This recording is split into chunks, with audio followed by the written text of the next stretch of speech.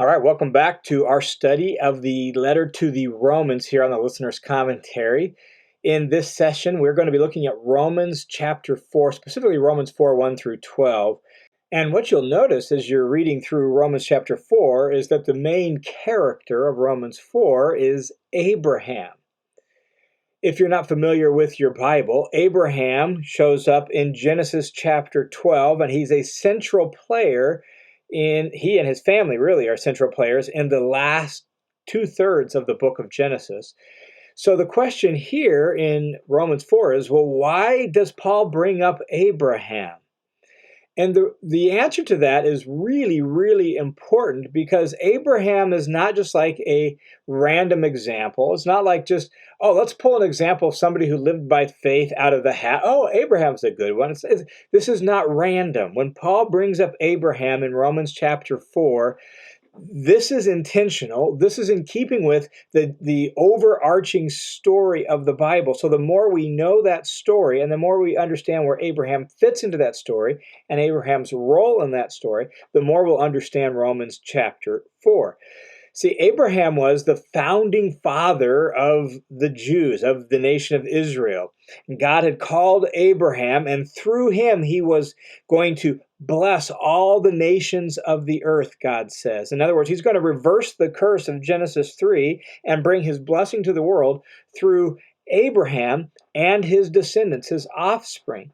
And for the Jews, everything derived from, centered around the promise to Abraham. And so when Paul brings up Abraham in Romans 4, this isn't random. This is central. This is central to understanding God's purposes. This is central to establishing the law, establishing the Old Testament, as Paul said at the end of chapter 3. This is central to the whole story of God's redemption and God's plan. Paul presents the story of Abraham here to show that in Jesus, God has done what he promised to do way back at the beginning, that God had promised to bring his blessing to the whole world, to all the nations through Abraham. And in Jesus, God has done that. And not just that he's done it, he has done it for the whole world, Jew and Gentile alike, the same way he did it for Abraham, which was by faith, right? And so Abraham is not a random illustration. He's a central part of the biblical story. Not only that, but the way Paul interacts with the Abraham story here in Romans chapter 4 is very tightly connected to with what Paul had said at the end of Romans chapter 3. In fact, Romans 4 begins with the word therefore. Don't always see it because sometimes they translate it as then or in various ways, but it's therefore. So Romans 4 is a conclusion directly flowing out of what he said at the end of chapter 3. That's important. And the three big ideas that Paul dealt with in 3:27 through 31, boasting, circumcision, and the law, are the exact same three ideas that Paul deals with in Romans chapter 4. In fact, in interacting with the story of Abraham, he takes up those same three topics in the exact same order. So in Romans 4, 1 through 8, Paul is dealing with boasting and why Abraham can't boast. In Romans 4, 9 through 12, Paul is dealing with circumcision. Was Abraham circumcised or uncircumcised when he was counted righteous? And in Romans 4, 13 through 25, Paul is really dealing with the whole issue of the law and faith and the promise. How did Abraham receive the promise? Did he receive it by keeping the law or by faith? And so the same three topics that Paul brought up in Romans 3:27 through 31 are the same three topics that Paul draws out of the Abraham story to drive home his point. And so the main function of chapter 4 seems to be to drive home that point that there is no place for boasting because God has one family composed of Jews and Gentiles, circumcised and uncircumcised, purely on the grounds of faith in God's promise, not on the Torah.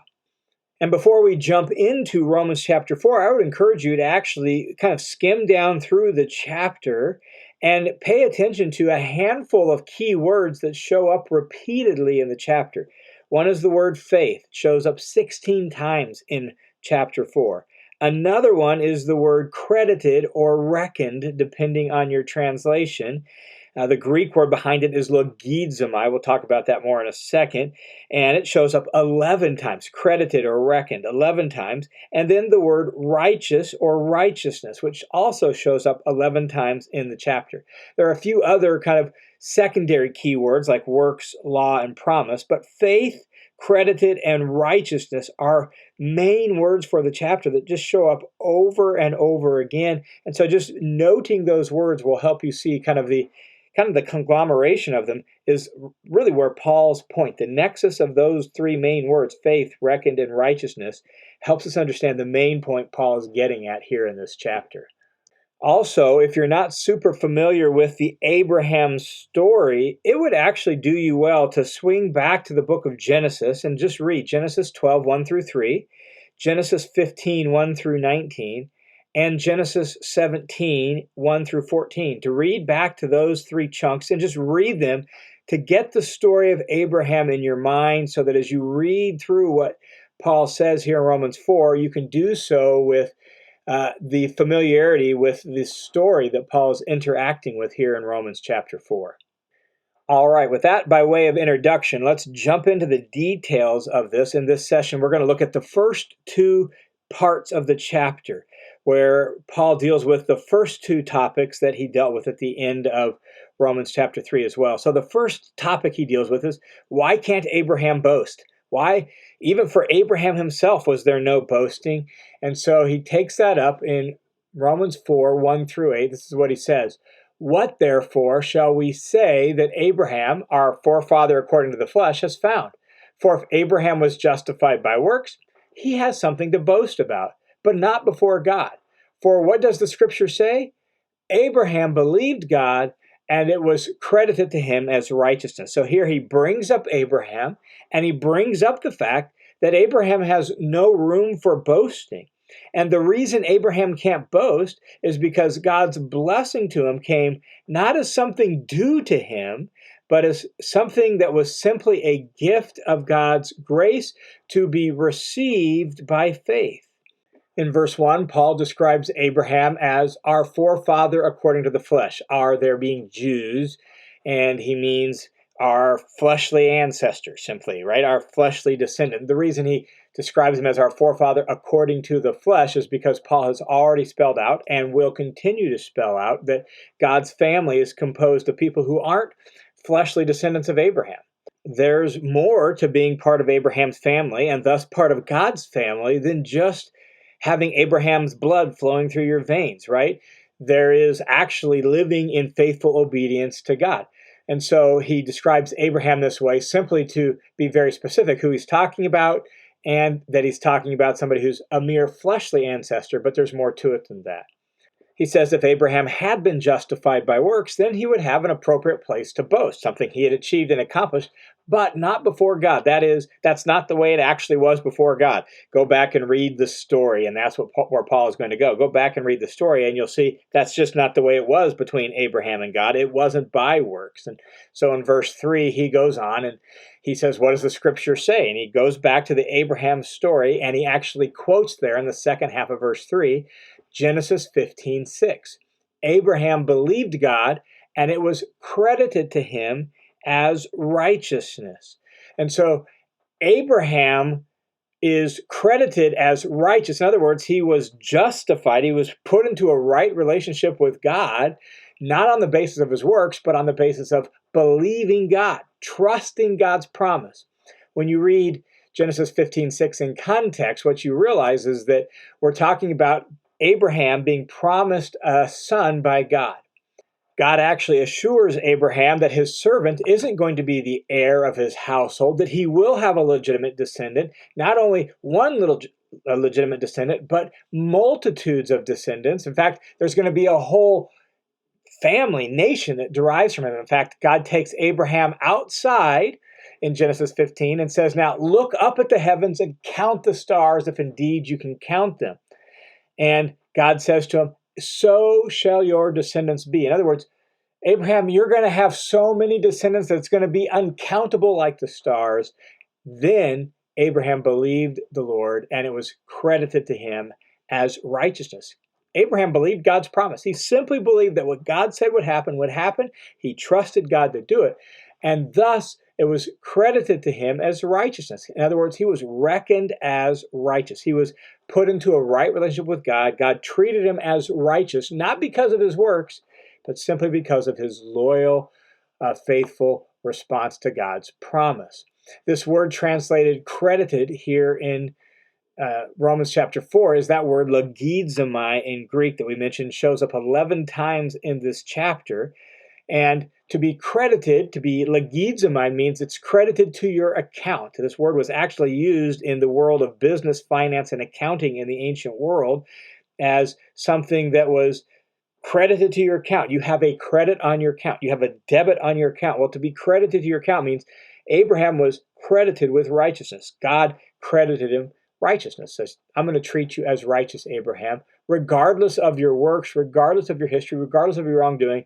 You've got righteousness on your account. That's the idea of credited here. In fact, Paul goes on in verses 4 and 5 of this section, sort of finance imagery. He uses the imagery of a paycheck. Look at what he says in verses 4 and 5. Now, to the one who works, his wage is not credited as a favor, but what's due. So if you have a job, you do your job, you get a paycheck, and it's not a gift, it's not a favor, right? It's not a gift of grace. That's what you earned because you did the work, and the boss is going to pay you, the company is going to pay you for the work you did. So you get a paycheck for work done. That's not a gift, that's not a favor. But, verse 5, to the one who does not work, but believes in him who justifies the ungodly, his faith is credited as righteousness. And so Paul extrapolates out from the Abraham story and says what was true of Abraham is really just a general principle for how God deals with people, how God relates to people, and how people are supposed to relate to God. They are supposed to believe in him who justifies the ungodly. Wow, that is a shocking phrase, right? That God is described here as the one who justifies the ungodly, which when you put that in its Old Testament context, you have passages like Proverbs 17:15 or Exodus 23:7, which basically says, for a judge to be someone who justifies the ungodly, that's criminal, that's wrong, that's not right, that judge deserves to be called to account. So how can God be described that way? Well, because of everything he said in 3:21 through 26. God justifies the ungodly, not because he takes bribes, not because he sweeps wrongdoing under the carpet, but because he himself has absorbed the price and the penalty for the wrongdoing, and thus he's able to pardon, let go the ungodly. And so when we believe in God, when we trust in him to justify us, when we trust in the work of Jesus, our faith is credited to us as righteousness. We are treated as righteous. We're given that favorable verdict, and we stand before God righteous. God declares us that, credits us that, right? On our account is righteousness, not ungodliness, not guilt.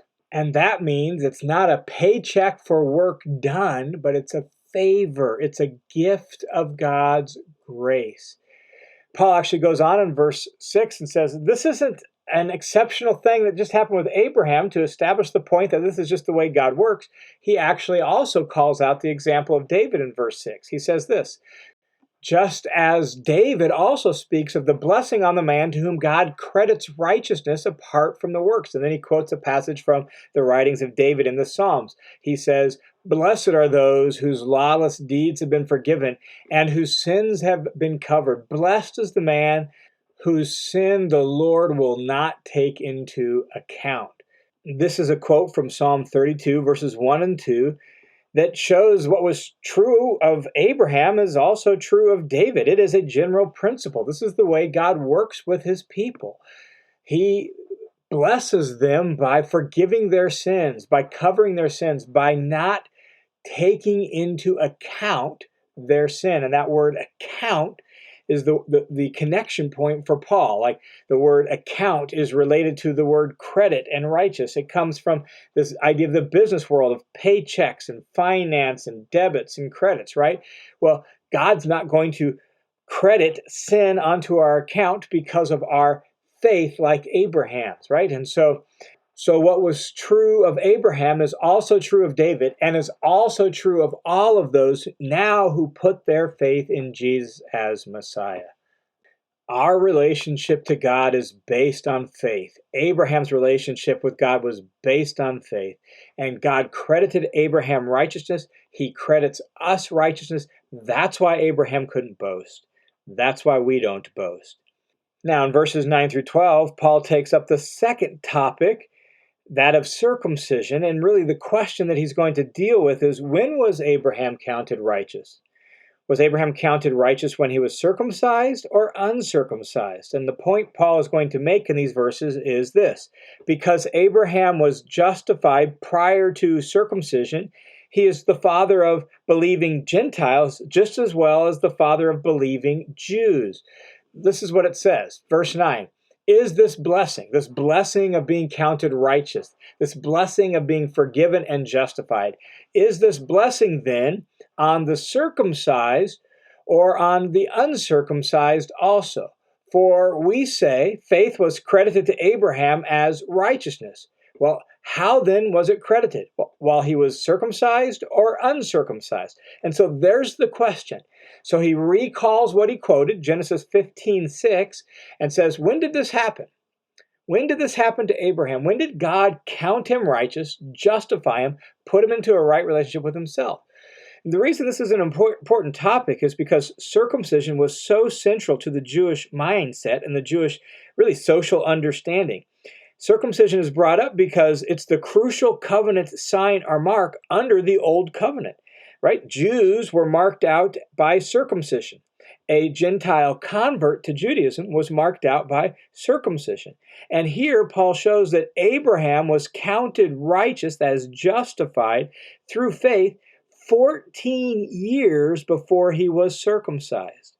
And so at that time, he was also promised to be a blessing to all people, all the nations, that is, to the Gentiles. And so the sign of circumcision came much later, he says, as a seal of the righteousness, that is, the right standing with God, the justification that Abraham had earlier. It's a seal or a mark of his faith, but the faith is central. That's the whole point Paul is making. And so he raises this question: when did this blessing happen? While circumcised or uncircumcised? And the answer he gives there in the second half of verse 10 is, not while circumcised, but while uncircumcised. In Genesis 15, when God says, you're credited as righteousness, Abraham, Abraham was uncircumcised. He was a Gentile. He wasn't a Jew yet. And you see, from the Jewish vantage point, Abraham was so sort of central to their understanding that some Jews even taught that Abraham sort of kept the law in advance, and it was sort of like the prototypical Jew. And Paul is trying to help them unlearn some of their misuse of the Abraham story by pointing out that Abraham, if you just pay attention to the chronology, Abraham was uncircumcised when God justified him. And he was justified purely by faith, not by keeping the law. And thus we know that Gentiles, uncircumcised people, can be justified by faith just like Abraham was.